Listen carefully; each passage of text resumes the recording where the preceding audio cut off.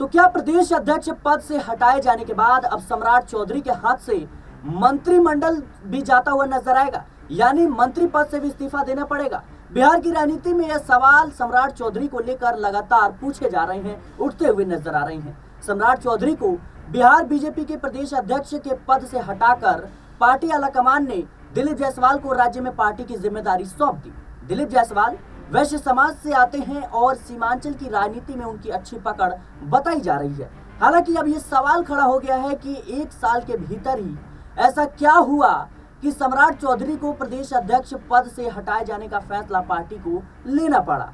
आखिर ऐसा क्या हुआ जो पार्टी आलाकमान ने सम्राट चौधरी को हटाकर दिलीप जायसवाल को ही प्रदेश अध्यक्ष पद के लिए फिर से चुन लिया? लेकिन तमाम जो सवाल है इनका जवाब देंगे, लेकिन उससे पहले आपको बताते हैं कि आखिर सम्राट चौधरी है कौन, इनका राजनीतिक सफर कैसा रहा है। दरअसल सम्राट चौधरी वर्तमान में बिहार सरकार में डिप्टी सीएम है और उनके पास वित्त समेत कई विभाग है। सम्राट चौधरी का जन्म 16 नवंबर 1968 को बिहार के मुंगेर जिले के लखनपुर गांव में हुआ था। सम्राट के पिता शकुनी चौधरी एक सैन्यकर्मी थे, जो सैन्यकर्मी से राजनीति बने थे और कहीं ना कहीं सम्राट चौधरी कुशवाहा जाति से आते हैं और वो राबड़ी देवी के नेतृत्व वाली सरकार में मंत्री भी रहे थे। सम्राट चौधरी 2014 में जीतन राम मांझी के नेतृत्व वाली जेडीयू सरकार में शामिल हो गए थे। हालांकि 3 साल बाद उनका जेडीयू से भी मोह भंग हो गया और उन्होंने बीजेपी का रुख किया, यानी भारतीय जनता पार्टी में शामिल हो गए। बीजेपी ने सम्राट चौधरी की उनकी क्षमता को पहचाना और लोकसभा चुनाव से ठीक पहले सम्राट चौधरी पर एक बड़ा दांव खेल दिया।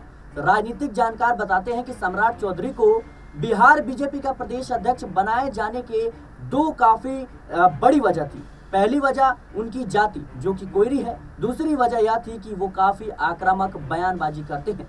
उनका आक्रामक होना और उनकी जाति के कारण बीजेपी ने उन्हें बिहार में अध्यक्ष पद की जिम्मेदारी सौंप दी थी। दिलीप जायसवाल को बीजेपी प्रदेश अध्यक्ष पद मिलने के बाद से राष्ट्रीय जनता दल सम्राट चौधरी पर निशाना साध रहा है। पार्टी का कहना है कि सम्राट चौधरी को नीतीश कुमार का विरोध करने की कीमत चुकानी पड़ी है। पत्रकारों ने राबड़ी देवी से पूछा कि कहा जा रहा है कि नीतीश कुमार के खिलाफ बाल छिलवाने की वजह से सम्राट चौधरी को पद से हटा दिया गया। जवाब में उन्होंने कहा कि नीतीश कुमार के खिलाफ बाल छिलवाए इसलिए सम्राट चौधरी को हटा दिया गया। आरजेडी विधायक मुकेश रोशन ने कहा कि सम्राट चौधरी आए थे नीतीश कुमार को हटाने के लिए, लेकिन नीतीश कुमार ने पहले ही सम्राट चौधरी का मुरट्ठा खुलवा दिया, फिर सिर मुंडवाया और अब प्रदेश अध्यक्ष पद की जो कुर्सी थी वो भी छिनवा दी। आरजेडी नेता और लालू प्रसाद यादव की बेटी रोहिणी आचार्य ने सोशल मीडिया प्लेटफॉर्म एक्स यानी ट्विटर पर लिखा, सिर भी मुंडवाना पड़ा, पगड़ी भी उतारनी पड़ी और अब अध्यक्षता भी गई। ढेकड़ी, लंपटई, बदजुबानी और बड़बोलेपन का बचा खुचा भूत भी उतर जाएगा जब जल्द ही मंत्री पद भी छिन जाएगा।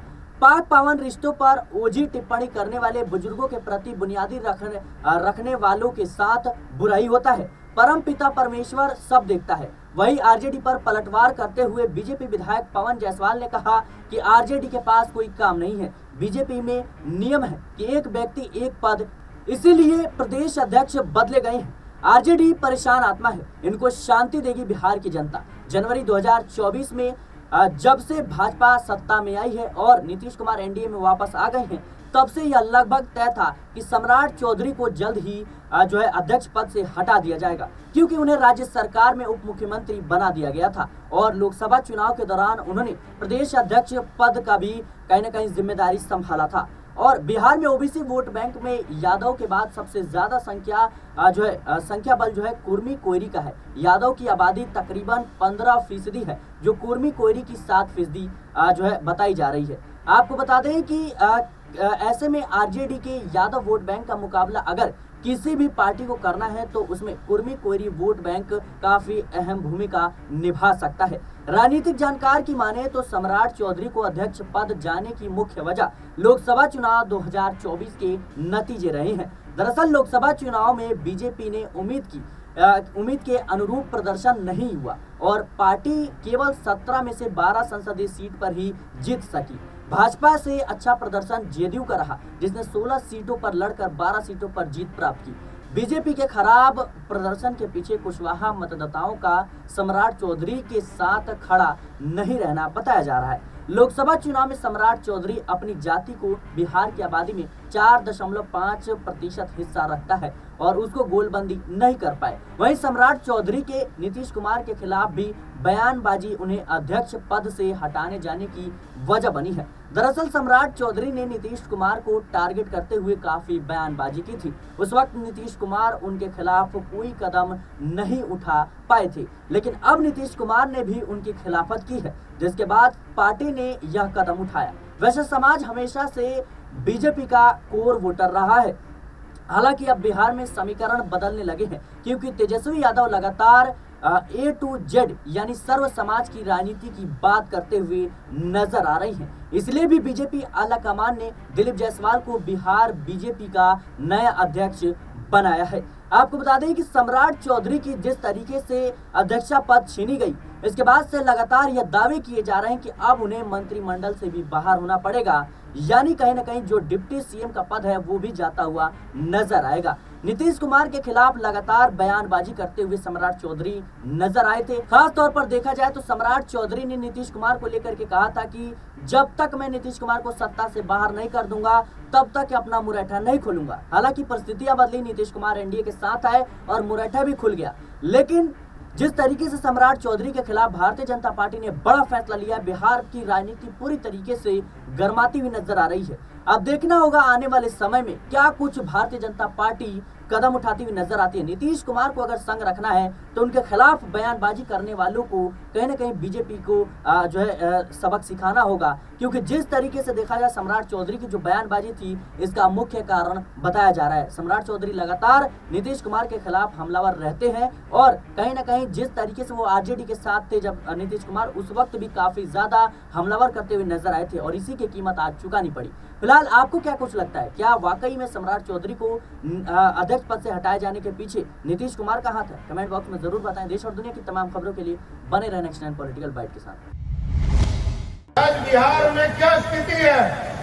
बालू माफिया राज कर रहा है और आजकल नीतीश कुमार बहुत क्रेडिट लेते हैं कि बिहार में हमने शराब बंद कर दिया। अरे तो शराबी बनाया किसने था?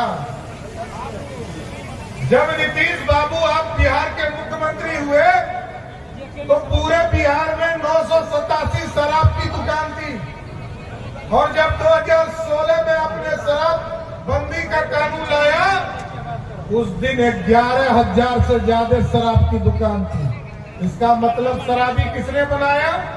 नीतीश कुमार ने। और आज क्या स्थिति है साथियों? आज पूरे बिहार में, कल तक तो पंचायत में मसालेदार शराब की दुकान थी, अंग्रेजी का शराब का दुकान था। आज क्या हो रहा है? कल तक तो सरकार के दुकान से आप शराब खरीदते थे, आज सीधे आपको होम डिलीवरी हो रहा है।